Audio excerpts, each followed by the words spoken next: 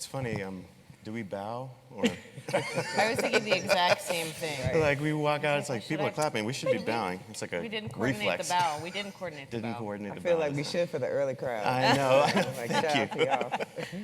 off. So glad to join everyone this morning here in Detroit. I'm Curtis Stewart. If you don't know me, violinist, composer, educator, based in New York City. I'm in a quartet with this one over here, PUBLIQuartet, which kind of is an improvising new music string quartet. I'm on faculty and in the staff at the Juilliard School of Music with these two over here. And I recently joined the American Composers Orchestra as artistic director with these two over here. Super excited to be here this week. Next week, Jannina and I are headed off to LA for the Grammys. Our quartet has our second nomination, Best Classical Performance, and more about that later. Grammys and categories and genres. I just want to introduce my co-conspirators up here. Guzelimian is artistic director of the Ojai Festival. I met him as provost of the Juilliard School. He was artistic advisor of Carnegie Hall, consultant to Marlborough, and overall a great guy. Please welcome Guzelimian. I forgot to mention, every bio that I've pulled these little quotes from is probably old at this point, given all that we do. So maybe if you feel like giving a little, something that you're excited about doing these days. It fits perfectly into our topic because I work as artistic director of the Ojai Festival, and each year there's a different music director who curates the festival. And the music director this coming June is Rhiannon Giddens. And I defy anybody to categorize what genre Rhiannon belongs to other than great musician. Yes. We have Fredara Hadley, she's a PhD, an ethnomusicologist, professor at the Juilliard School and Music History Department. She teaches courses on jazz history, African-American music, and ethnomusicology. Her research centers on the diverse musical legacies and impact of historically black colleges and universities. Her publications include the ICTM Yearbook and Journal of Popular Music Studies, as well as outlets including the Washington Post and Billboard magazine.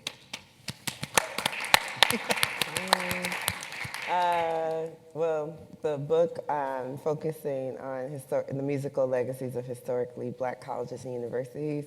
The very first rough draft is done, so I'm excited about that.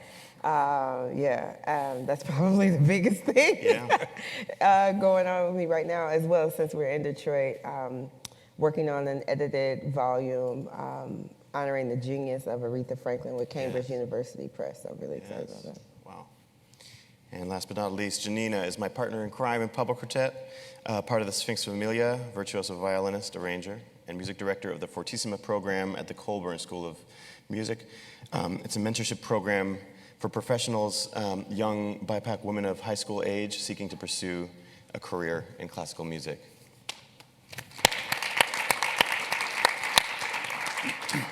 Anything you're excited about these days, Jannina? Boy, I'm excited that one of our Fortissimo alumni is in the junior division finals. So I'm thrilled to go hear her in a couple of hours. Yes. I'm excited that more people are rolling in at 10:05. That's what I'm excited about, so this is nice. Before we get into this, I just want to address the subject. I don't want to call it the elephant in the room, but the word genre. We're saying genres aside, but I think before we do that, we need to talk about what genre is and what it is not. For me, genre is not a curriculum. Genre is arguably not an objective truth, since it changes with time. To everyone listening and in the room and in the interwebs, I'd like to ask you, what exactly is genre to you?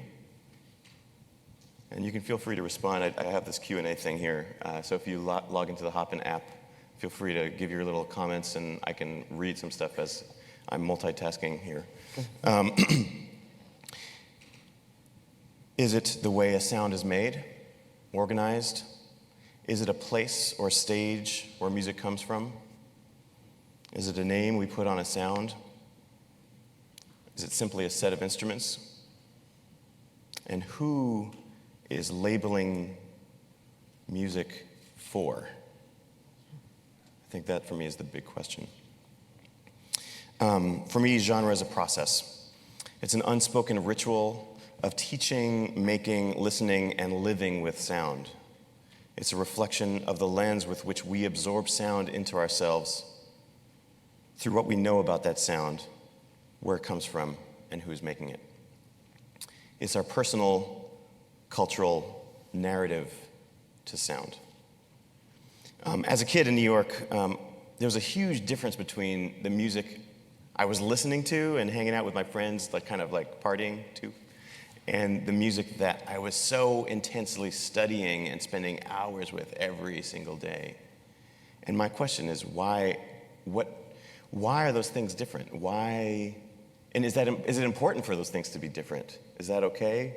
Is there a place for one thing in the other, study and joy? Because we do live in this classical music industry, which is, for hundreds of years, has been a multifaceted, gradient, stylistic world.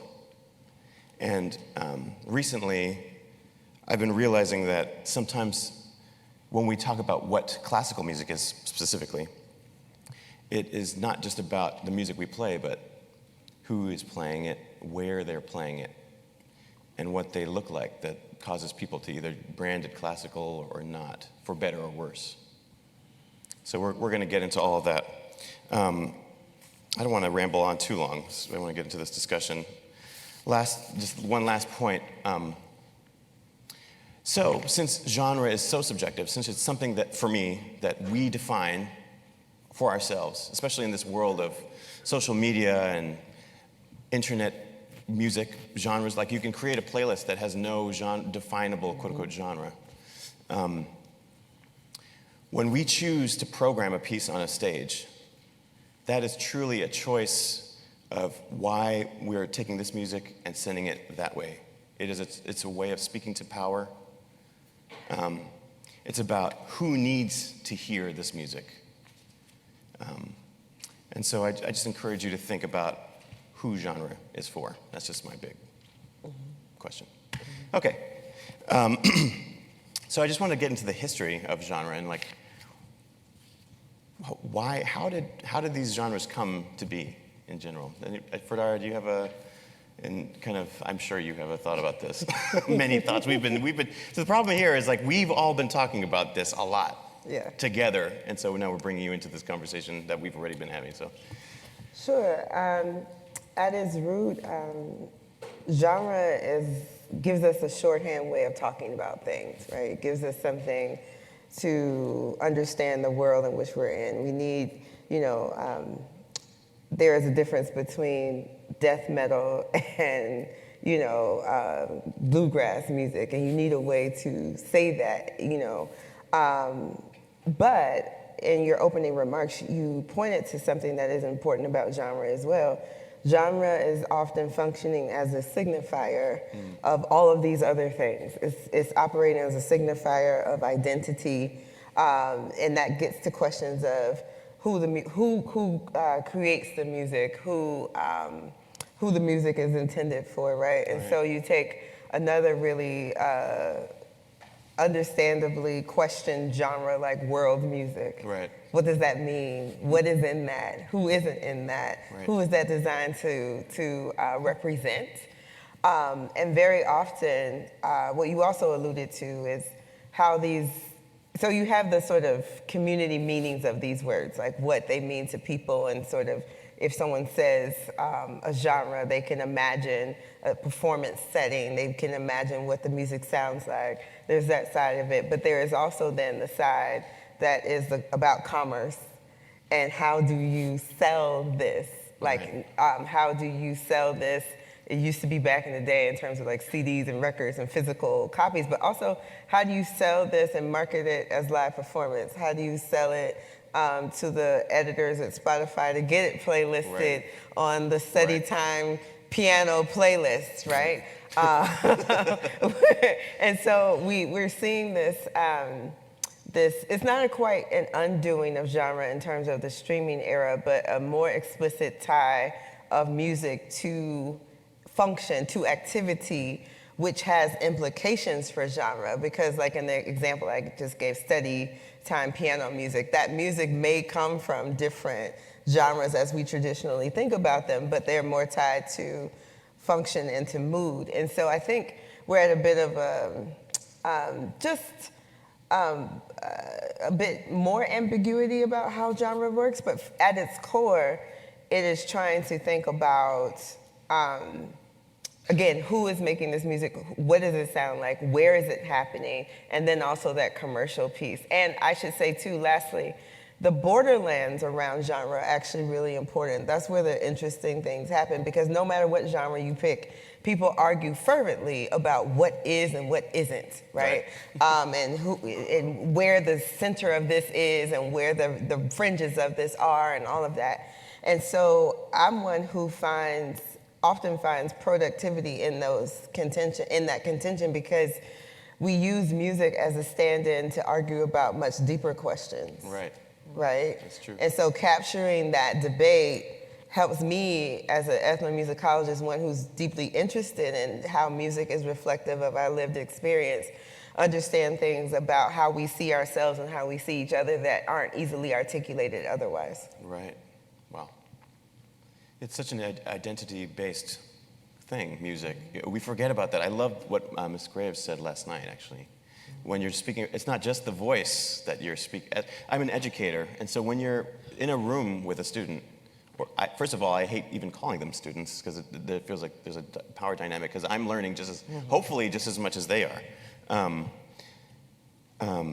You're dealing with this person, where they're coming from, what they're pulling in, how they learned to value music from the people they worked with, what they heard in their homes, what music they listened to with their friends. And I really loved what she was talking about in terms of her teacher telling her to maybe she should only sing gospel music, versus her finding her student and taking the time to listen to this music that her student brought to her, to find value in that student singing a style of music that is outside of classical music. And there's a difference between those two scenarios. That one is kind of, no, maybe you need to be over here, versus, oh wow, this is your joy. That those are two very different things. I mean, this is kind of what we were speaking about in terms of, as a presenter, the quote that we've been bouncing back and forth. What is the boundary? As presenters, let's say we're a classical presenter or a jazz presenter, what is the boundary between tradition and valuing where we come from and rigidity?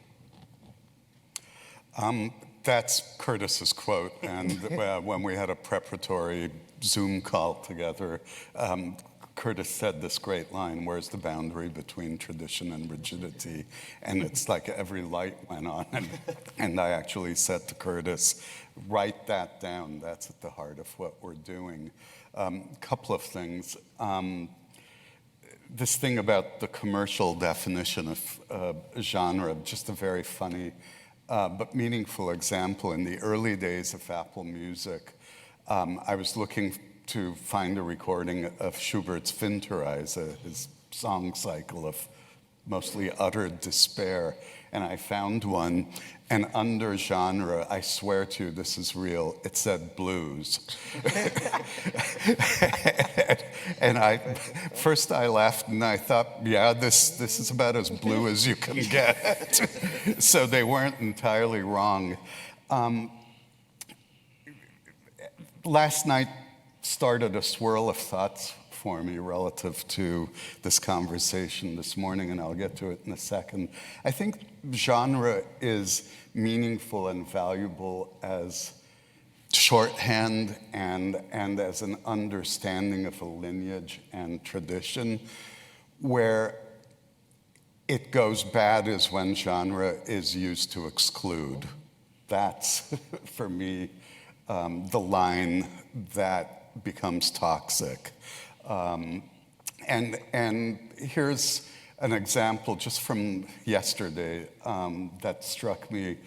I was absolutely fascinated by Denise Graves talking about the National Negro Opera Company and Mary Cardwell Dawson. It was another moment of, why don't I know this history? So last night I went down the internet rabbit hole and kept reading about her.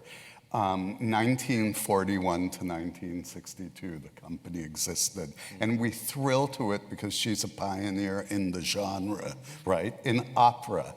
And we use opera as a shorthand for something that, we more or less recognize. And then yesterday, so, there's in a way an example of respect for genre and honoring genre. And then there was an article in the New York Times yesterday, which equally thrilled me, which is about a new piece that the Chicago Lyric Opera is doing. That's a collaboration between Will Liverman and DJ King Rico called The Factotum, which is more or less a hip-hop take on the Barber of Seville.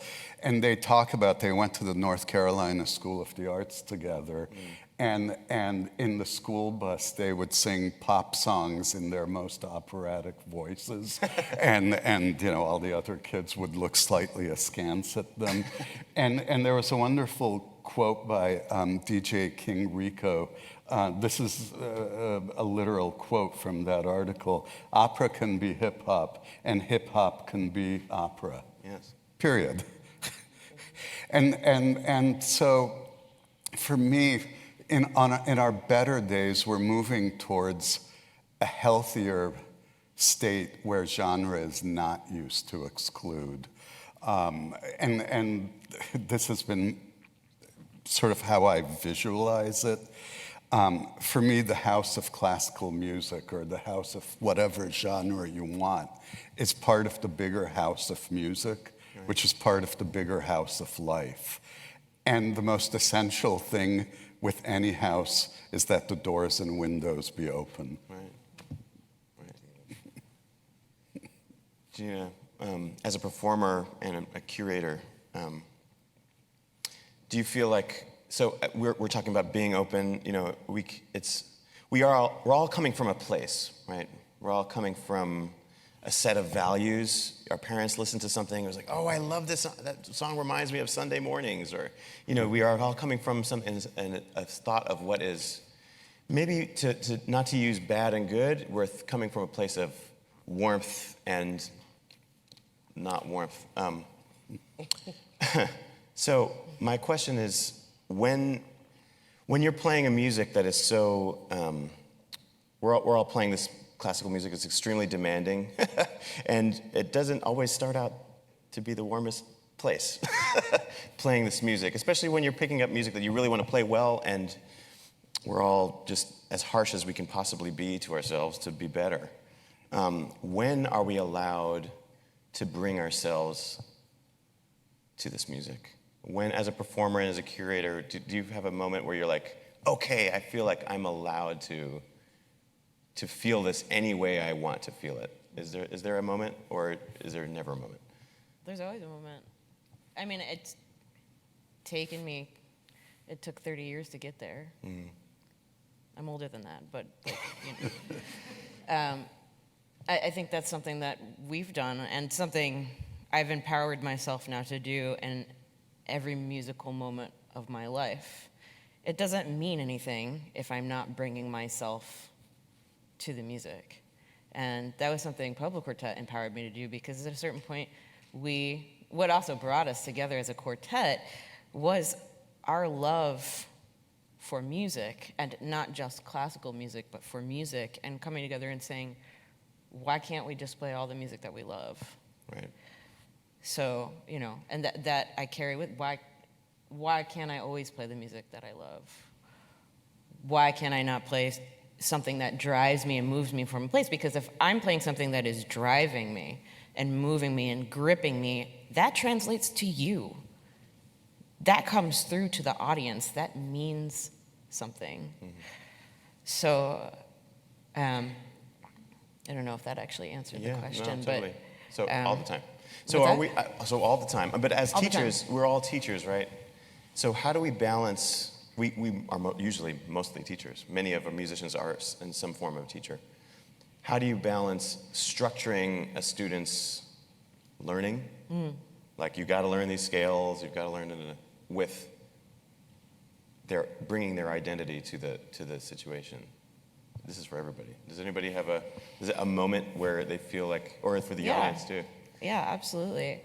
I think, if you want to be good at anything, whether it's music or sports or art, the more you develop your craft, the bigger palette and range of ideas and skills and whatever you have to express yourself. So I think there's two things. One is you're building your skill set, you're working very hard, you're training your body, and the other thing is you're training your mind. You're learning what you like. You're learning what you like is, and what resonates with you is how you learn more about yourself. And, also learning what you don't like. That's why, learning the histories and every point, every idea, every story is part of, what the points of connection that build who you are, build who you connect to, build, the programs that you create. I think you have to master, you don't have to master your craft, but ideally you're mastering your craft. I think even students who haven't mastered their craft can use the skills that they have to build something. So I'll give an example. One at Fortissima, which the whole idea behind the program is to empower women of color to embrace themselves and have the supportive network they need to move through their careers. And one of the things when I came to the program 2 years ago, I curate a chamber music program. They have all sorts of seminars. It's not like a music camp where people are practicing all day and having private lessons. Like, they're having intensive workshops. They're doing self-reflection and empowerment work. And but they're also doing chamber music every day, and they give a performance that is centered around music by BIPOC women composers at the end of the program. And the first year, we had so many violins. I think 6 of the 10 were violins, and I was like, okay, what are we going to do with all of these violins? I was, going through many scores and listening, and I came across a string quartet by Inti Fitzweta, who's an amazing composer, and they also had a version that could be done for any amount of violins. So, and it was a graphic score. And I was like, I think it would be really amazing to work with these students on this kind of language at this point in their lives. Because honestly, they're far more open-minded, and and they, really by the end of the program, something amazing really happened with it. But when we first got there, and they had the music, that I sent them the video of the piece, and they were like, what is going on? What is this? What are you trying to do to us? I really don't, and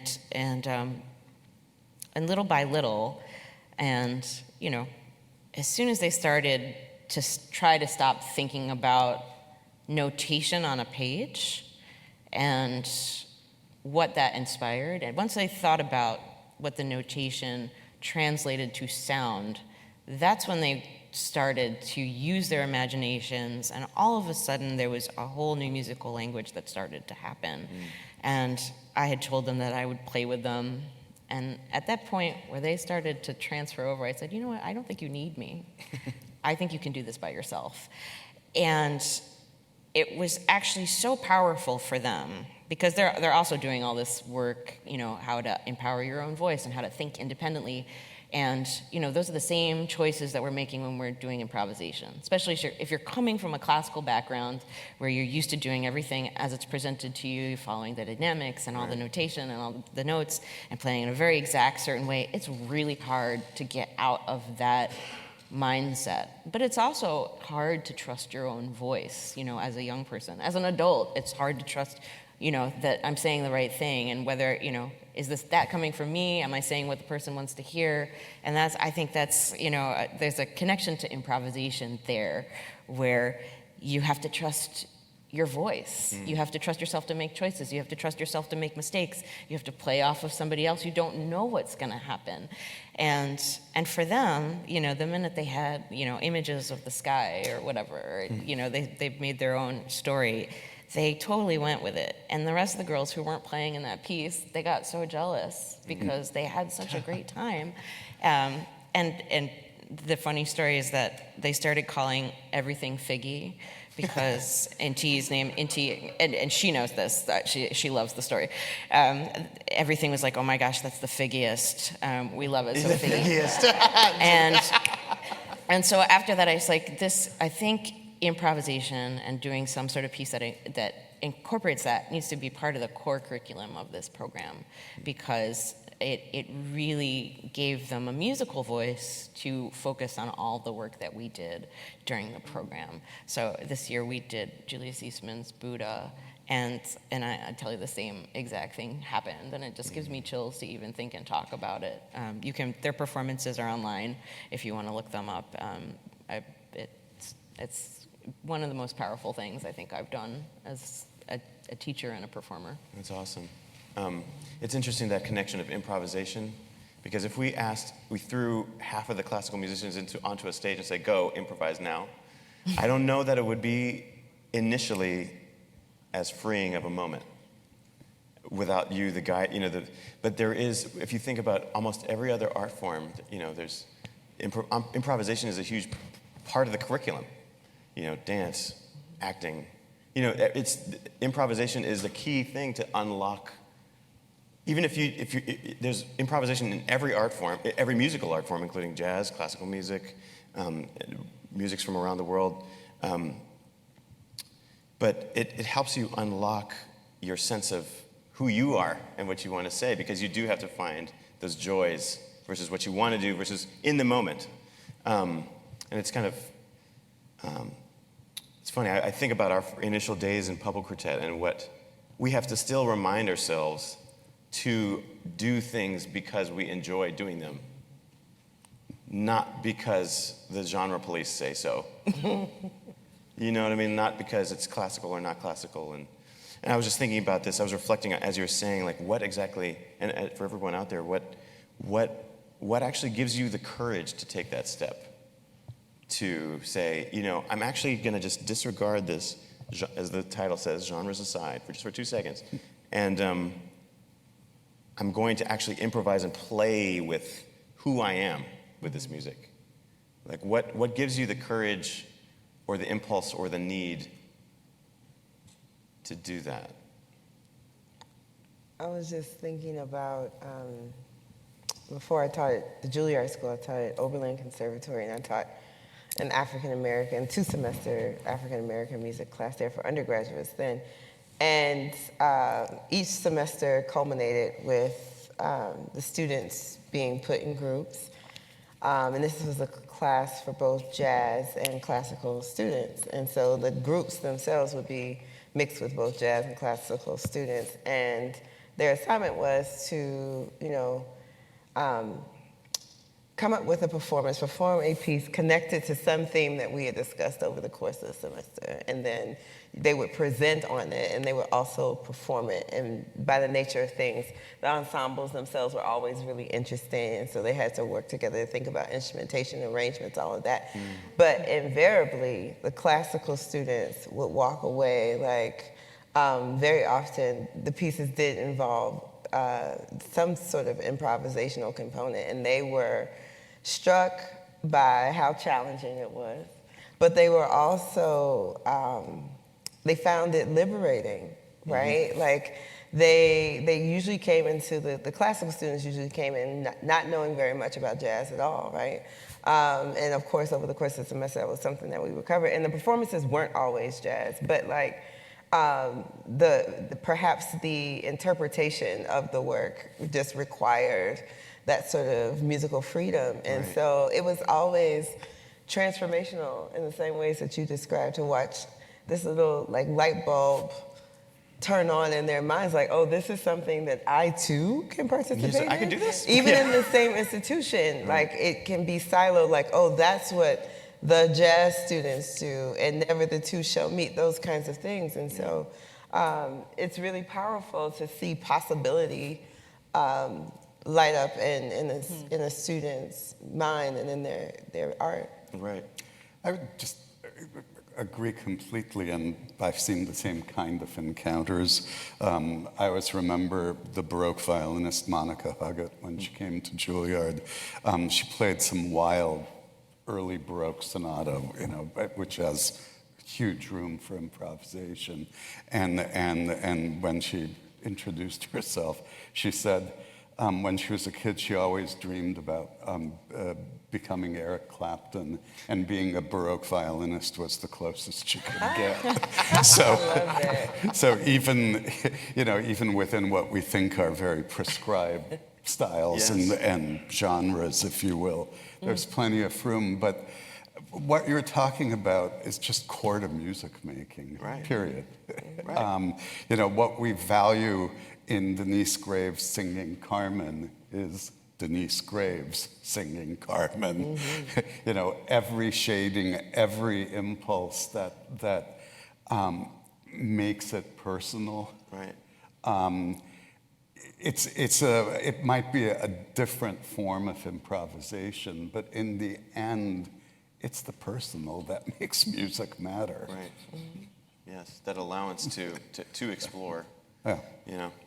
And Curtis, really quickly, I want to go back to something you said. I think the key for educators in all of this is really listening to the student, like who they are in the world, the experiences and the knowledges that they bring to a lesson, that they bring to the class. And then very often my posture is just to sort of validate that, and not validate, I don't have that power, but affirm that they know what they know, and there's a place for that in what we're doing. Right. I was teaching an improvised chamber music class this year at Juilliard, and they came in very worried. And by the end, they were recreating whole movements of Haydn quartets. I had them pretty much doing what we do, and they recreated a whole theme and variations of a Haydn quartet. They all wanted to study it again and to continue with chamber music, and it's intoxicating, actually. And we think of freedom as being this kind of wonderful thing that happens, but I wonder if it's actually more that nose to the ground determination to explore that makes that is actually freeing, and that is where I was talking to some colleagues about this and the use of the word excellence, and like how do we find excellence or rigor in our fields when the rules seem to be getting thrown out of the window. And when it comes down to it, it's like how down to the ground have you grinded to figure out who you are? Like that, maybe that is what excellence is, as opposed to how much bow hair you've lost in the practice room. But maybe both of those things are the same. I also think it's, the value is not just in what you create, but also in how it allows you to explore a piece of music in an entirely different light. And I think we've fallen into this place in classical music where excellence to us means new levels of perfection, it means new levels of accuracy. And then if we do anything outside of those boundaries, it somehow is going to become the new standard of, and it's going to, we're going to lose all these traditions and all this history, and we're doing a disservice to the composer, and it doesn't mean any of that, because I think it leaves you in a place where you appreciate the original version even more. Right. And you appreciate the performances that honor those histories as well. And I think it's funny too, I think genre, classical music in particular, I think struggles with the limitations of genre. But I think it's something that we place on musicians as well. It is very hard for musicians once they are in one lane and one genre to really branch out, like audiences like freak out, like if you think about Miles Davis or Bob Dylan, like, and just because people know you as one thing, musicians are brilliant. Like a brilliant musician is brilliant and can probably play, many of them can play in so many different styles and transcend so many different places, and, and that voice is valid and, and necessary to allow artists and creators to dig within what resonates with them and put it out there. Yes. We have a question from the beyond. What advice do you have about feeling comfortable in your own creative expression?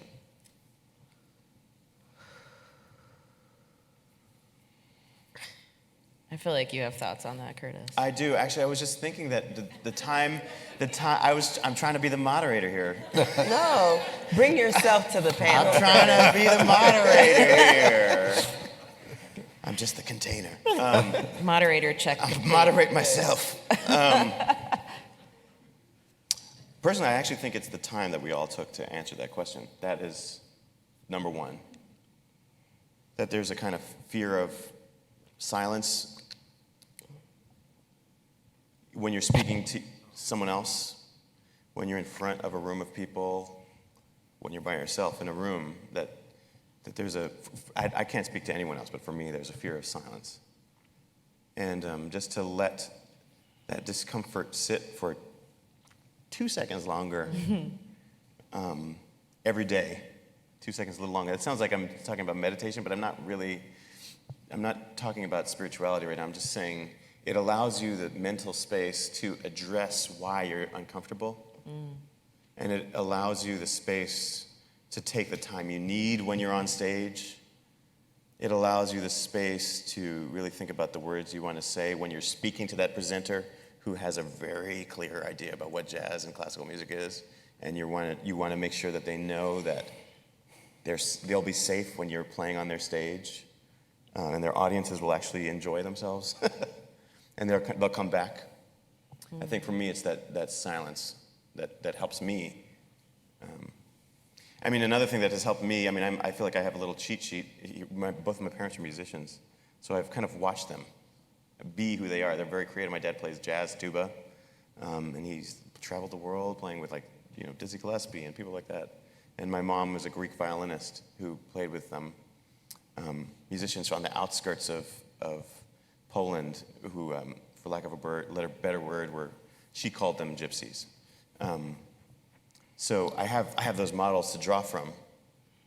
So I can silently, in being silent for me, I'm actually reflecting on who they are and who they were and how I want to be. So those two things are what have helped me in my creativity.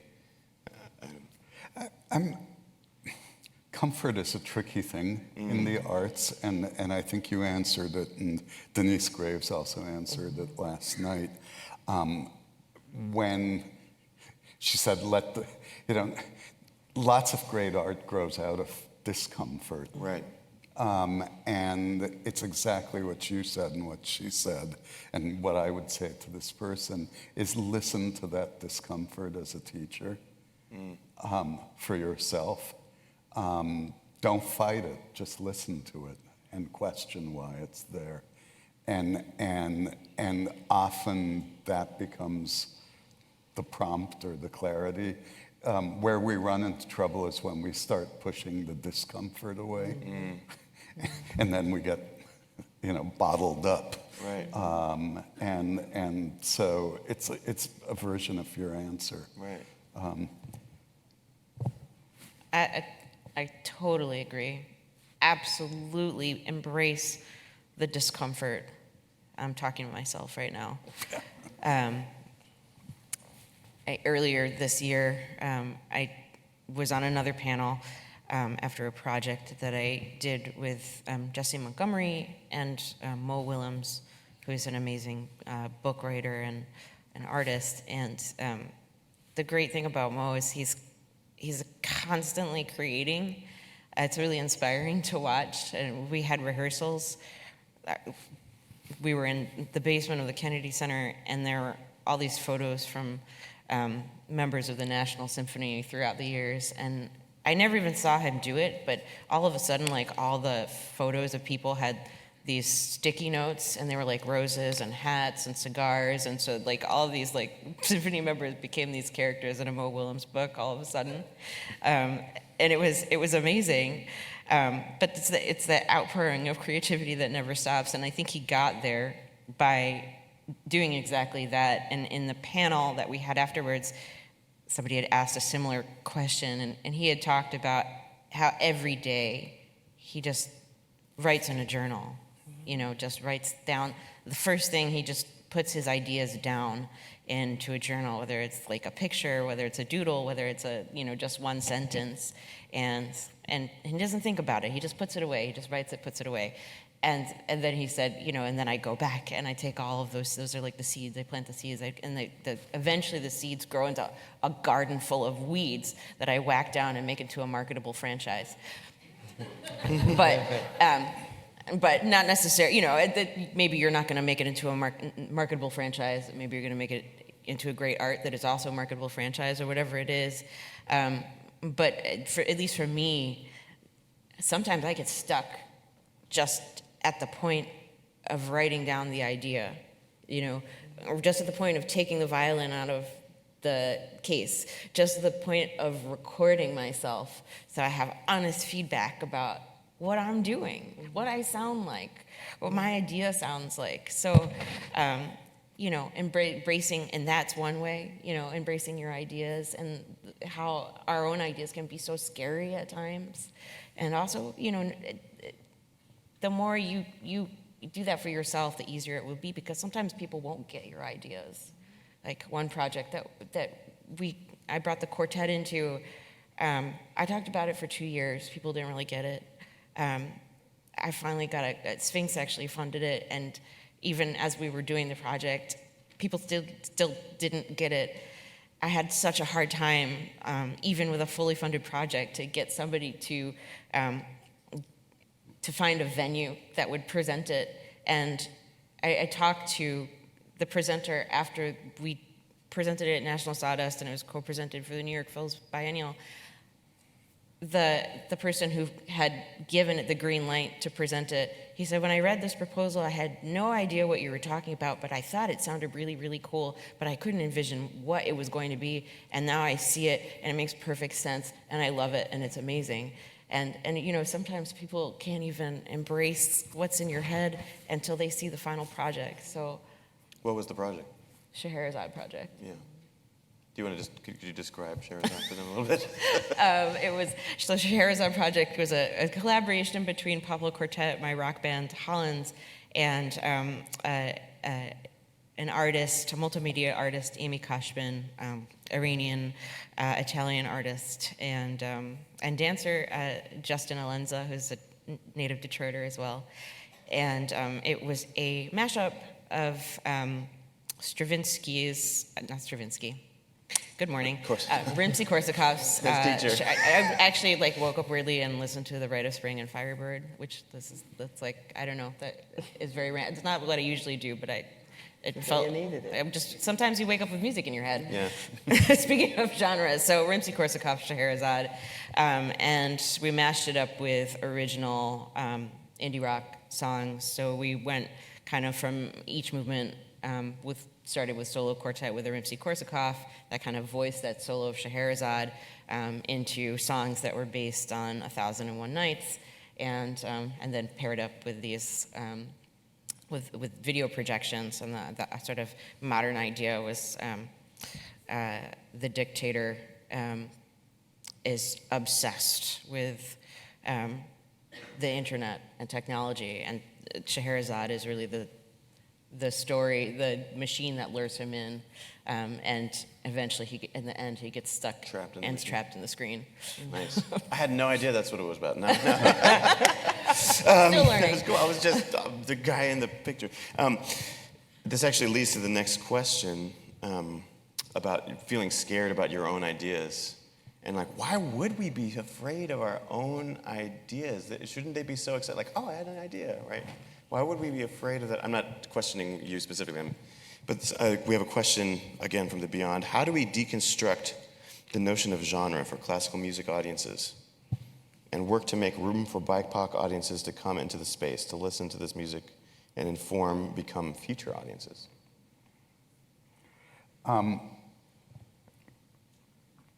By all of the work Sphinx is doing, for starters. But some of the most thrilling examples, I'll use opera, was Fire Shut Up in My Bones at the Met Opera. And then I just completely fell in love with the opera Omar by Rhiannon Giddens and Michael Abels. It ain't rocket science. It's simple as what you put on stage sometimes, because the audiences were noticeably different. Right. And by the way, could I also point out the audiences were far better dressed? They were black. You did just that. Because people were out in their Sunday finery, and it was a night at the opera. We were extra. It was one extra. And it was spectacular. But at the Dorothy Chandler Pavilion in LA last fall for Omar, for the first time in my life, I saw people in an opera audience, Muslim women wearing headscarves and dresses, and I thought, oh, this is different. And all of these, it's really percolating now as I listen to the three of you and the questions. So much of the limitations that are sometimes self-imposed or externally imposed are just products of fear and insecurity.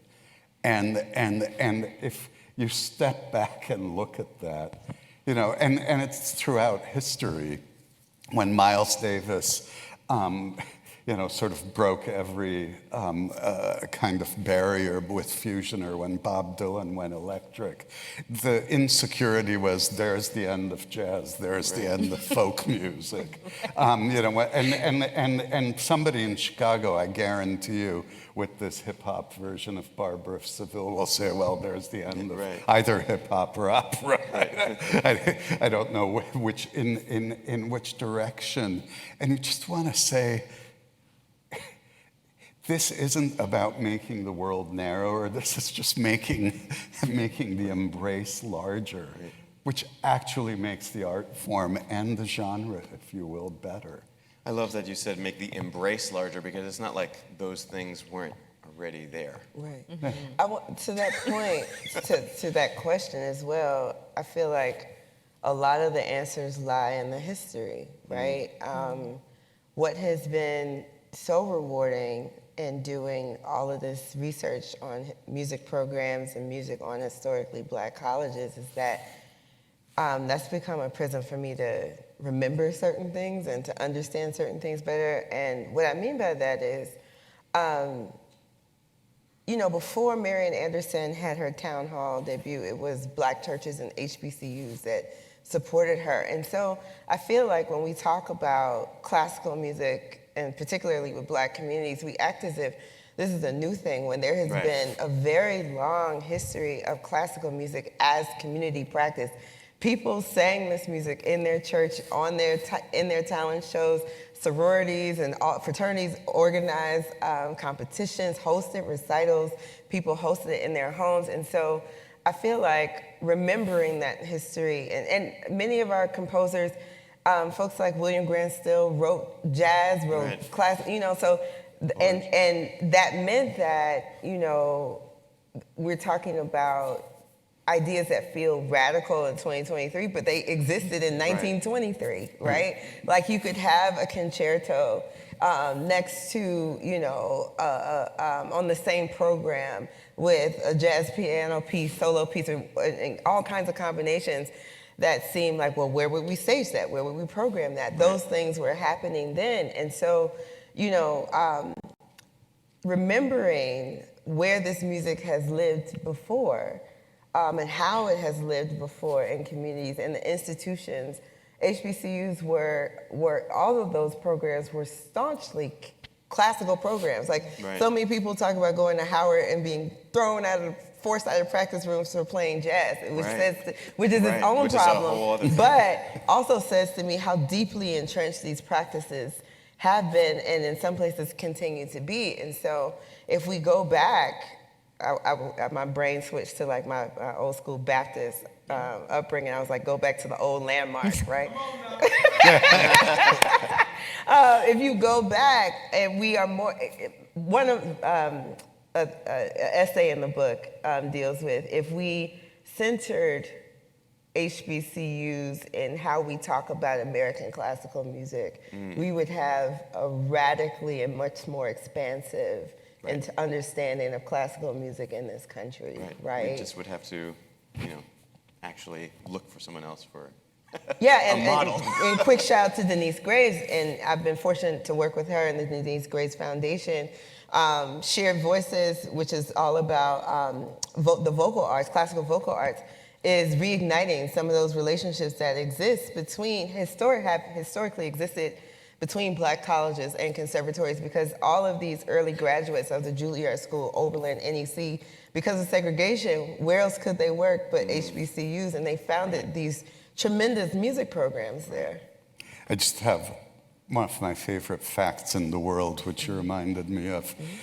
Quite a few years ago, I was on a panel with Isaiah Barnwell, the fantastic, now retired, low voice of Sweet Honey in the Rock. The bass, I think she would, the rock of Sweet Honey in the Rock.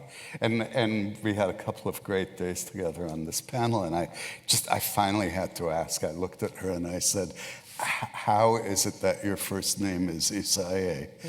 Y-S-A-Y-E, the same as Eugene Isaiah, the Belgian violinist and pedagogue. Her father was a violinist who revered Eugene Isaiah and named his daughter Isaiah Barnwell. And this was somebody who grew up 100 years ago, exactly in 1923. So don't talk to me about who owns this music. Exactly. I did not know that. Oh no, I clicked a button and the Hopin app went away. There were so many awesome questions in there. You have an in-person question. Oh yeah, let's take one here. Away. People are let's take one here.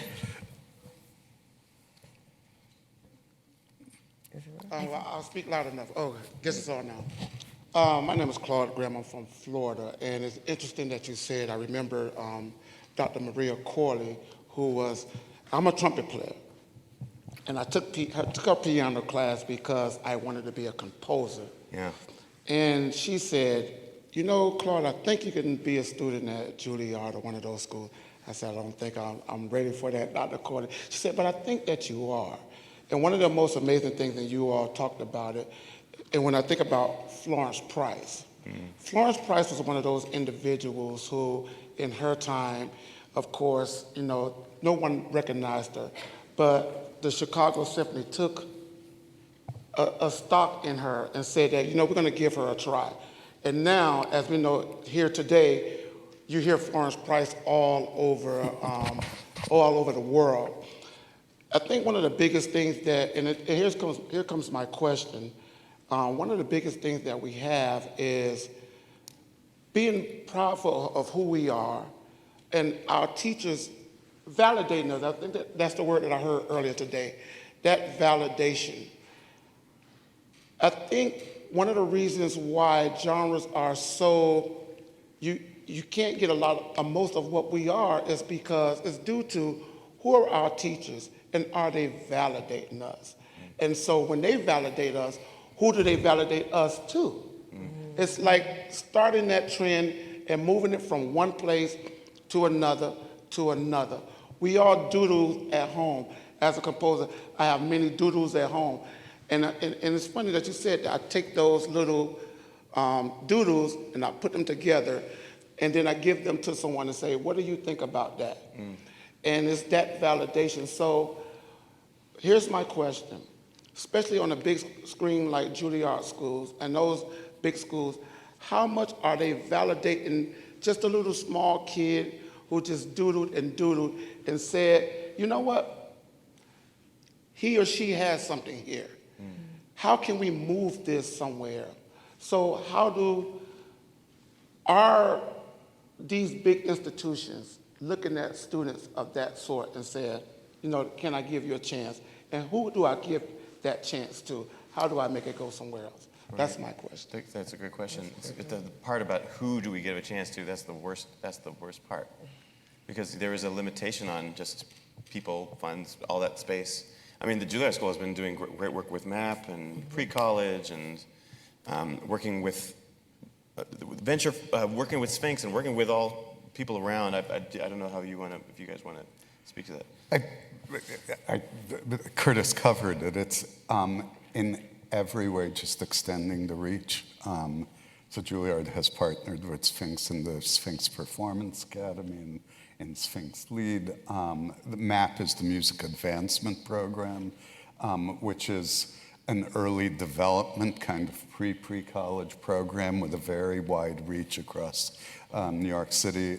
Weston Sprott, who's the dean of the prep division, is here and will speak in one of the later panels. And so I think Juilliard or Oberlin or NEC or all these places, Curtis, are all doing their part. Unfortunately, the world is expanding rather than narrowing in these efforts. But the other important thing, I can't tell you well, I'm no longer provost and dean at Juilliard, but when I was,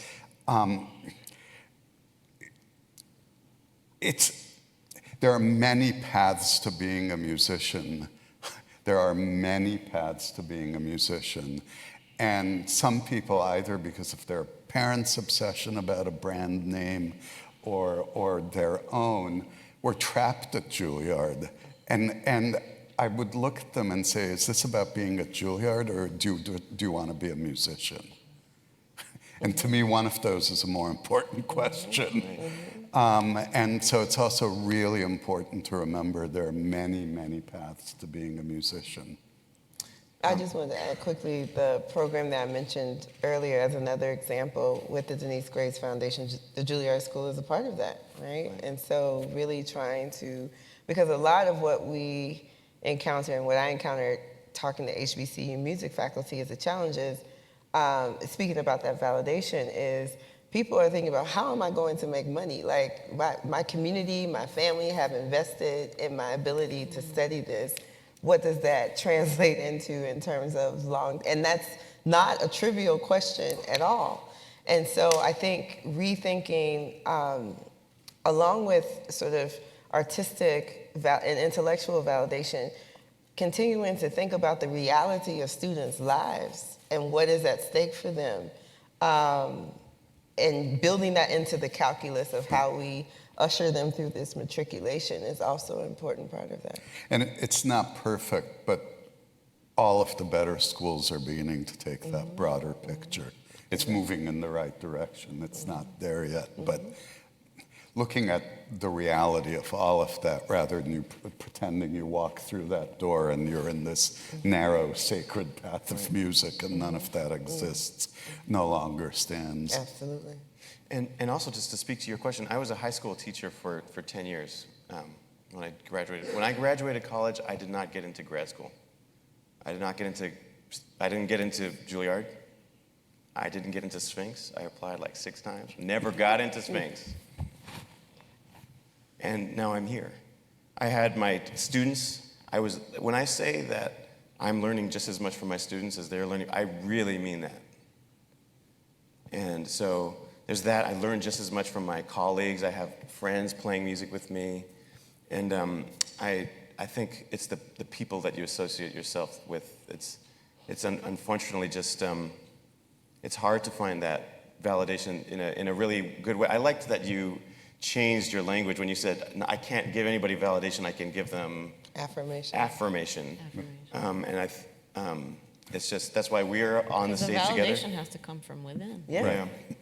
So I don't want to claim that power, right? Because if I can validate you, I can invalidate you. Right. I don't want to do that. Right. So it's powerful. your question. I really wish I had access to these questions. But we're also almost at time. Yes, we got another one here. Hi, so thank you so much. I really appreciate everything you've been saying as a parent of a young one who's coming up and getting ready to enter the music profession in not too many years from now. I feel like the world is such a better place thanks to people like you who are out there and doing what you do. It's really interesting, you're talking about genre, but sometimes I think subgenre can be perhaps an even stickier issue in a way.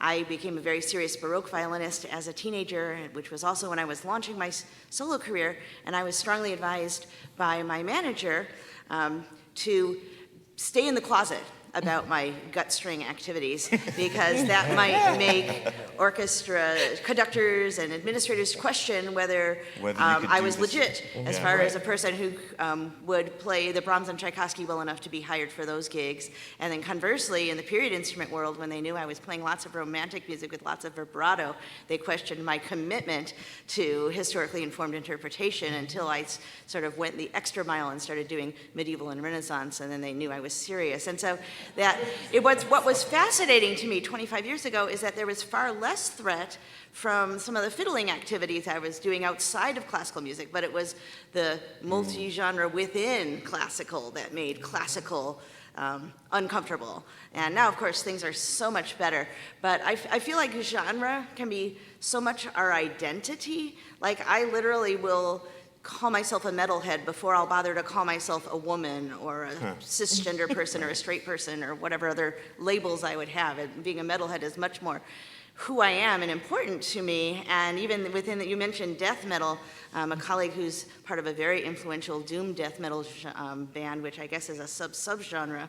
For a long time, he struggled with being in the closet as a glam metal fan because he was afraid that he would be questioned or rejected by the death metal community, which was a very serious concern, in fact. But finally, he did admit, and then like other people also came out of the closet, and it was a beautiful thing. But anyway, yeah, I would love to hear you guys talk about the issue like within genre of people who are, what we would consider that genre, not this, jazz to classical or hip hop to opera, but like other kinds of classical within classical and how that can be so judged. And we've come so far, but I feel like there are still issues there. It's a great question. Because unfortunately we're out of time, and it's such a great question and such a great topic. My 20-second answer is it's the same narrowness of thinking at work within, and I would just say anytime somebody tries to use definitions to constrain you, question it. Because it's the same constraints at work.